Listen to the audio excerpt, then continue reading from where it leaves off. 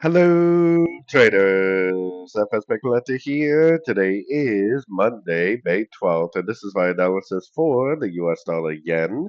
If you haven't done so yet, definitely do check out my free Discord channel, which is linked down here in the corner at the end of the video. And make sure to take a look at my website, fxpipcollector.com. Watch the video on the home screen to learn more. So anyways, the dollar yen and a lot of the dollar pairs are moving really strong today, dollar strong.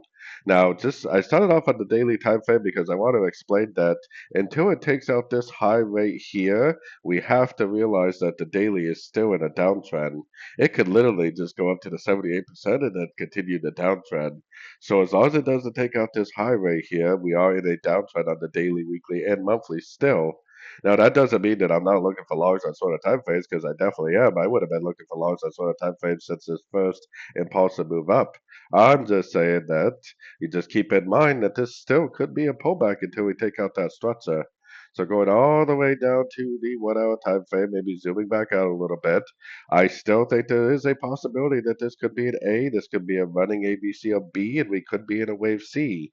Now it could also turn into a 1, 2, 3 and just keep on going and going and going.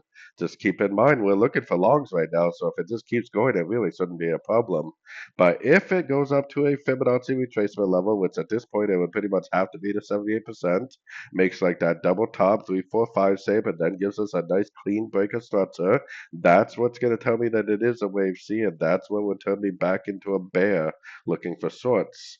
I have to see that picture right there at a Fibonacci level in order to turn back into a seller.